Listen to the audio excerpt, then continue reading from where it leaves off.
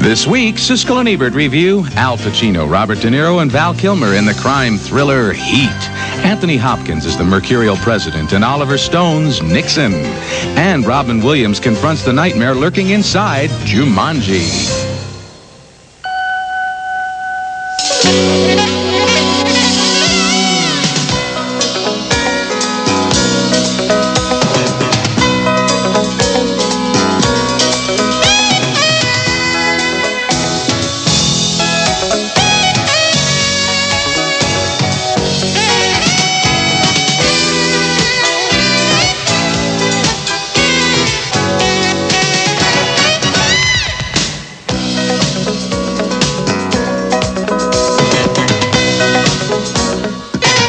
They can't impeach me for bombing Cambodia. The president can bomb anybody he likes. That's true. Oscar winner Anthony Hopkins, born and raised in Wales, stars as California-bred Richard Milhouse Nixon in Oliver Stone's film called Nixon, and it's one of 6 big new holiday pictures we'll be reviewing this week on Siskel and Ebert, along with an historic event. Al Pacino and Robert De Niro, the Italian-American acting dream team, together for the first time in a picture, and new films featuring Richard Dreyfuss, Emma Thompson, and Lawrence Fishburne. A lot of Oscar hopefuls in this show. I'm Gene Siskel of the Chicago Tribune. And I'm Roger Ebert of the Chicago Sun-Times. Our first film is Oliver Stone's new biopic named Nixon, and its most surprising element for me is how much empathy the film generates for the disgraced former president.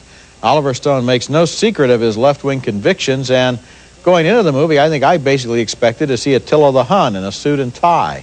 Instead, I found a fascinating portrait of a complicated, secretive man who made big mistakes but also made big achievements. The film centers, of course, on the Watergate scandal and how the efforts to cover it up led to the resignation of a president. Anthony Hopkins plays the former president, Paul Sorvino is Henry Kissinger, and James Woods and J.T. Walsh are Haldeman and Ehrlichman. I never suggested that a bunch of imbeciles break into a psychiatrist's Doesn't office. matter, Henry. The point is you might lose some of your meteor darling halo if the meteors start sniffing around our dirty laundry. Sir, I never had anything to do with that, and I resent the implication that Send it all you want, Henry. But you're in with the rest of us. Cambodia, Ellsberg, the wiretaps you put in. Nixon's great accomplishments in office were recognizing Red China, signing a nuclear treaty with Russia, and presiding over the U.S. withdrawal from Vietnam. Henry's getting strong signals from the Chinese. They fear the Vietnamese more than the Russians, and they're worried about a united Vietnam. Now, if we stick it out, we'll end up negotiating separately with both the Chinese and the Soviets, and we'll get better deals than we ever dreamed of from both. That is triangular diplomacy, gentlemen. The movie paints Nixon's private life as one of repression and secrecy and portrays his wife, Pat, as his most clear-eyed and outspoken critic. She's played here by Joan Allen as the person who knows Nixon the best, sees through his defenses, and yet maintains her own. I have always stood by you. I campaigned for you when I was pregnant. During checkers, Mike wanted you out, I told you to fight. This is different, Dick. You've changed. Anthony Hopkins is very powerful in the title role, and he wisely doesn't try to do a Nixon imitation.